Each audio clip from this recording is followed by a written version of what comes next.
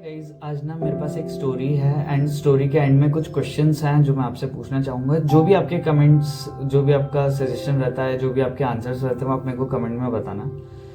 तो रोहित ना middle class घर से आता था एंड घर की चीज़ों को समझता था कि मेरे मॉम डैड बहुत ज़्यादा कुछ अफोर्ड नहीं कर पाएंगे, तो बहुत ज़्यादा कुछ जिद नहीं की ज़रूरतें समझता था। तो काफ़ी होनहार बेटा था, इकलौता भी था, तो थोड़ा सा प्यार ज़्यादा मिलता था, पर कभी उसने प्यार का गलत फ़ायदा नहीं उठाया। तो रोहित के बचपन का किस्सा उसको याद आता है कि एक बार पापा कभी ऐसे शॉपिंग करते नहीं थे। जब तक कोई स्पेशल ओकेजन ना हो, किसी की शादी वादी ना आ जाए, तब तक पापा वही पुरानी शर्ट घिसते थे अपनी कि अभी तो और चलेगी करके। तो एक बार किसी की रिश्तेदार की शादी वगैरह थी, तो रोहित अपने पापा के साथ शॉपिंग करने गया एंड वहाँ पे दुकान पे जब गया तो दुकानदार ने कुछ शर्ट्स वगैरह दिखाई एंड एक शर्ट, पहले तो पापा को ऐसा कुछ पसंद नहीं आ रहा था, पर एक शर्ट आई जिसको देख के पापा के चेहरे पे अलग ही स्माइल थी, जिसको देख के रोहित समझ गया कि पापा को शर्ट बहुत पसंद आई है। पापा ये शर्ट अच्छी लगी पापा पे।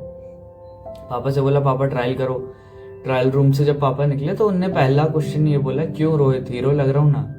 एंड रोहित ने पापा के चेहरे पे वो खुशी पड़ ली थी, तो रोहित ने भी कहा, और शर्ट भी अच्छी लग रही थी, रोहित ने कहा हाँ पापा बिल्कुल हीरो लग रहे हो, शर्ट ले लो।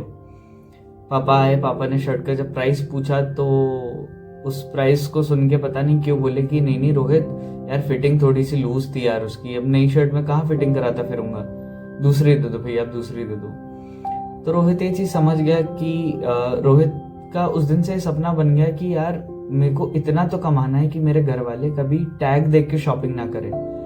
जैसा आज पापा ने देखा कि उनको जो शर्ट पसंद आई थी, पर उन्होंने इसलिए नहीं ली क्योंकि वो बहुत ज़्यादा ही महंगी थी, तो उसका ये सपना था कि नहीं, अब मेरे को कुछ ऐसा करना है कि मेरे घर वाले कभी टैग देख के शॉपिंग ना करें। तो उसने ये चीज़ कर लिया, और उसने एक चीज़ ये भी बना ली कि जब वो कॉलेज में गया तो उसने सोच के रखा था कि जब भी मेरी पहली सैलरी आएगी, जब भी मेरी जॉब लगेगी, पहली सैलरी आएगी, तो उससे मैं पापा के लिए सूट और मम्मी के लिए एक साड़ी ज़रूर लूँगा। अब गवर्नमेंट कॉलेज में इसका सिलेक्शन, पढ़ने में काफ़ी अच्छा था, तो गवर्नमेंट कॉलेज में सिलेक्शन हो गया था, तो फीस से थोड़ा सा मतलब घर वालों को राहत थी, तो थोड़ी सी स्टैंडर्ड ऑफ लिविंग सुधरी थी, पर बहुत तो ज़्यादा नहीं। पर हाँ, लड़का मेहनत कर रहा था और उसकी मेहनत रंग प्लेसमेंट्स में लाई थी जब उसका प्लेसमेंट हो गया था एक एमएनसी में। एंड ज्वाइनिंग डेट जो थी वो दिवाली के 2-3 दिन पहले की थी, तो थोड़ा सा नर्वस था, अपसेट था कि नए शहर में जाना है, पहले कभी माँ बाप से दूर नहीं हुआ था, कैसे रहेंगे, क्या होगा। और घर वालों को भी था कि हाँ, नए शहर में जाएगा लड़का, कभी अलग नहीं रहा, पैसे देने पड़ेंगे, पैसों का कुछ करना पड़ेगा, क्योंकि नए शहर में तो लगेंगे ना पैसे, पीजी में देखना और थोड़ा बहुत खर्चा वगैरह के लिए। तो उसके पापा उसको छोड़ने गए थे पीजी के लिए, न्यू ज्वाइनिंग के लिए गए थे। बहुत अपसेट था, जब पापा जा रहे थे तो उसका रोना ही निकल गया, पता नहीं कैसे उसने अपना रोना छुपाया। उसको लगा, पहली बार उसको लगा कि यार कमाने के चक्कर में घर से बहुत दूर तो नहीं आ गया मैं, पर जानता था कि अगर वो इस पॉइंट पे इमोशनल हो गया तो अपने घर की स्थिति कभी नहीं सुधार पाएगा। तो उसने भी बहुत स्ट्रांगली उस चीज़ को डील किया कि हाँ, वो वहाँ रुका, और मतलब जॉब वगैरह वो काफ़ी अच्छे से कर रहा था। छुट्टी वगैरह तो मिली नहीं थी दिवाली के लिए, तो घर की रौनक इस बार कम थी। मतलब खुशियाँ थी, ऑब्वियसली लड़के की जॉब लग गई थी, पर जो रौनक होती थी दिवाली की वो कहीं ना कहीं गुम थी। मम्मी पापा उदास थे, ये भी उदास था, वीडियो कॉल्स वगैरह डेली होते थे। अब इसकी पहली सैलरी आई, इसको अपना सपना याद था कि यार पापा के लिए मेरे को सूट लेना है, मॉम के लिए साड़ी लेनी है। तो ये गया, सबसे पहले इसने शॉपिंग वगैरह की मॉम डैड के लिए, और काफ़ी अच्छे सूट और साड़ी इसने लिया। और उसके बाद ये सोचा कि अभी मैं कुछ नहीं बताऊंगा घर पे, जब मैं घर पे जाऊंगा तो मॉम डैड को वहीं पे सरप्राइज करूंगा। इसको छुट्टियां तो नहीं मिल रही थी, पर इसने होली की छुट्टियां पहले से डाल के रख दी थी, तो इसकी वो छुट्टियां 3-4 महीने, 5-6 महीने के बाद वो अप्रूव हो गई, तो इसको छुट्टियां मिल गई थी। लेकिन इसने ये चीज़ घर पे नहीं बताई थी, क्योंकि ये चाह रहा था कि मॉम डैड को सरप्राइज करूंगा कि मैं होली पे आ गया। मॉम का फ़ोन आया कि बेटा तू आ रहा है होली पे, तो मना कर दिया कि नहीं मम्मी, छुट्टी नहीं मिल रही। थोड़ी सी उदास थी, लेकिन इसको भी बुरा लगा, ऐसा नहीं था कि इसको बुरा नहीं लगा कि मॉम मेरी उदास है, लेकिन फिर भी कहीं ना कहीं ये खुशी थी कि जब मैं जाऊँगा तो मॉम मेरी बहुत सरप्राइज हो जाएंगी, मॉम को बहुत खुशी होगी, और ऑब्वियसली सरप्राइज दे रहा था। तो अब इसने पूरी पैकिंग वगैरह कर ली, वो जो सूट लिया था, जो साड़ी ली थी, सब अच्छे से पैक कर लिया, अपने कपड़े, मॉम डैड के लिए थोड़े बहुत और गिफ्ट लिए थे, आजू बाजू के लिए कुछ कुछ लिया था, इसने सब पैक किया। एंड इसने ट्रेन बुक करके रखी थी, ट्रेन की सीट रिजर्व थी, तो ऐसा कुछ प्रॉब्लम था नहीं यहाँ पे। अब मॉम डैड जो थे वो उदास थे कि यार दिवाली पे नहीं आया, होली पे भी नहीं आ पाया। उनको भी लग रहा था कि काश आ जाता, अच्छे से साथ में होली मनाते ही ये। तो जिस दिन होली चलनी थी, मतलब होली खेलने के एक दिन पहले, होलिका दहन वाले दिन, मॉम डैड इसके घर में स्कूटर था, तो बाइक वगैरह नहीं थी, तो जो पुराने होते थे ना बजाज के, इसके मॉम डैड उस पर जाते थे। तो शॉपिंग करने के लिए गए, शॉपिंग तो क्या, वो पूजा का सामान वगैरह लेने के लिए गए होलिका दहन के लिए। तो ऐसे घर से थोड़ा सा ही दूर गए थे एंड आ रहे थे, मतलब वही बातें चल रही थी, बचपन की बातें कर रहे थे कि कैसे रोहित होली खेलता था और क्या होता था। और काफ़ी अच्छा कुछ माहौल था कि मॉम डैड भी अब ऐसे थे कि हाँ ठीक है। वो आए, उनने पूजा वगैरह का सामान लिया, जब स्कूटर पे बैठे तो देखा कि स्कूटर का टायर ना थोड़ा सा पंचर है।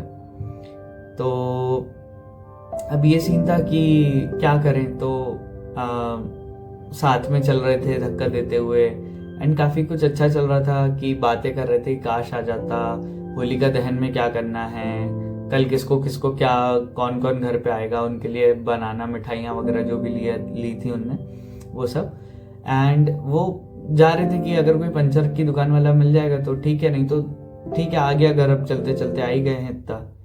एंड वो जा रहे थे और एकदम से पीछे से गाड़ी ठोक दिया उन्होंने, और वो गाड़ी कब आई कब चली गई पता ही नहीं चला। मतलब आंख ही नहीं खुल पाई कभी। ये ट्रेन में था, इसकी ट्रेन बुक थी, ये ट्रेन में बैठा हुआ है, इसने अभी तक कॉल नहीं किया है कि मैं ट्रेन में हूँ। यही सोच रहा है कि आज भगवान करे आज वीडियो कॉल लाएं, क्योंकि उन्हें पता चल जाएगा, मेरा सरप्राइज खराब हो जाएगा। लेकिन पता ही नहीं है रोहित को कि क्या हो गया। तो जब रोहित घर आया तो उसने देखा कि घर पे तो ताला डला हुआ है, मम्मी पापा है नहीं। तो उसने सोचा कि यार मैं ही कॉल करता हूँ, देखता हूँ कि मॉम डैड अभी 10 साढ़े 10 बज रहे हैं, अभी कहाँ पे हैं। तो उसको लगा कि होलिका दहन वगैरह में गए होंगे, तो वहाँ पे जाके देखा तो वहाँ पे तो कोई था नहीं। तो उसने ऐसे कॉल किया कि आप लोग कहाँ हो। तो फ़ोन तो उठना नहीं था, तो फ़ोन बजता रहा, फिर कट गया, उसके बाद फ़ोन स्विच ऑफ हो गया। तो उसको थोड़ा सा अजीब लगा कि पता नहीं मम्मी का भी फ़ोन नहीं लग रहा, पापा का भी नहीं लग रहा। फिर इसने ना नेबर से पूछा कि हो सकता है उनको कुछ बता के गए हों, कहीं गए हों। तो अब नेबर्स को भी पता चल गई कि हाँ अंकल आंटी नहीं मिल रहे। तो अब थोड़ी सी ऐसी बातें होने लगी, वेट करने लगे, ढूंढने वगैरह की कोशिश होने लगी, पर इसको कुछ ऐसे समझ भी नहीं आया। तो ऑलमोस्ट 2-2:30 बजे पुलिस स्टेशन गया। तो पुलिस के द्वारा इसको पता चला कि ऐसा एक एक्सीडेंट हुआ था एंड कोई गाड़ी ठोक के चली गई, एंड जो बॉडीज हैं वो इस हॉस्पिटल में पोस्टमार्टम के लिए रखी हुई हैं। तो इसकी तो पूरी दुनिया हिल गई एकदम से। जिस होली का इसको वो था कि हाँ ये होली है, मैं पहली होली जॉब के साथ अपने घर वालों के साथ बनाऊंगा, सारे सपने टूट गए। जो साड़ी जो सूट ये लेके आया था वो अर्थी पे ही गई। मतलब कभी आंटी अंकल का ये जो उसका सपना था कि मैं अपने मॉम डैड को एक नई साड़ी, एक नया सूट गिफ्ट करूंगा, उसका सपना ही रह गया। जब बातें खुली, जब कैमरे की रिकॉर्डिंग निकली तो पता चला कि जो गाड़ी थी वो विधायक जी की थी एंड जो चला रहा था वो विधायक जी का बेटा था, जिसको पता ही नहीं था कि उसने क्या कर दिया, क्योंकि वो इतना ड्रंक था। और जब उसने कोशिश की कि आवाज़ उठाए तो पुलिस वालों ने ही उसको दबा दिया कि नहीं विधायक जी हैं, तुम्हें भी नहीं रहने देंगे, तुम्हें भी ये नहीं करने देंगे, तुम काय को, अब तो माँ बाप चले गए, पैसे ले लो, जो भी है। पुलिस वालों ने ही सेटल कर दिया। और बेचारे की आवाज़ जो थी कि मैं चाहता हूँ लड़ूं अपने माँ बाप के लिए, वो कहीं ना कहीं दबा दी गई। पावर और पैसे में उसके माँ बाप को न्याय मिल ही नहीं पाया। उसने कोशिश की कि ये चीज़ें सब बोले, पर पुलिस ने ही साथ नहीं दिया तो किसको बोलता। तो बात करते हैं उन सवालों की जो हमने वीडियो के स्टार्टिंग में बात की थी।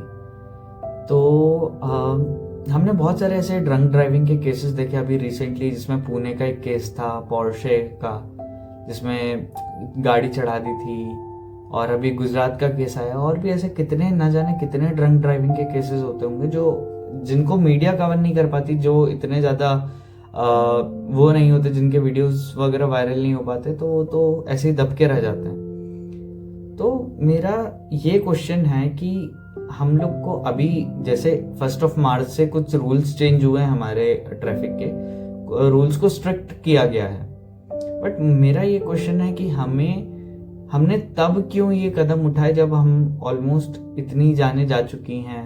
अभी जब ये केसेस निकले तब जाके हमारी आंखें क्यों खुली, एंड जो अब हमारी आंखें खुली हैं कि जो फाइन 10 गुना बढ़ गए हैं, 10 गुना ज़्यादा फाइन कर दिए हैं, सीज कर दिए गाड़ी, और भी जो स्ट्रिक्ट हुए हैं, क्या वो सही से इम्प्लीमेंट हो पाएंगे, या ये जो इतने बड़े बड़े फाइन हैं ये है कि बस ये करप्शन की भेंट चढ़ जाएंगे। क्योंकि इंडिया में मेजरली चालान कोई नहीं भरता, सब 100 की पत्ती देके निकल जाता है। क्या इंडिया में जस्टिस इतनी सस्ती है कि किसी को पावर से या पैसे से दबा दी जाए, जस्टिस कभी मिले ही ना? एंड आपका क्या कहना है इस पे, मेरे को कमेंट में ज़रूर बताइएगा। बाकी अगर ये वीडियो या स्टोरी थोड़ी बहुत भी अच्छी लगी हो तो लाइक कर देना, सब्सक्राइब कर देना, शेयर भी कर सकते हो दोस्तों को। एंड जो भी आपका व्यू है इस वीडियो पे आप कमेंट सेक्शन में बताइए। मिलते हैं न्यू कहानी के साथ, तब तक टेक केयर, स्प्रेड लव।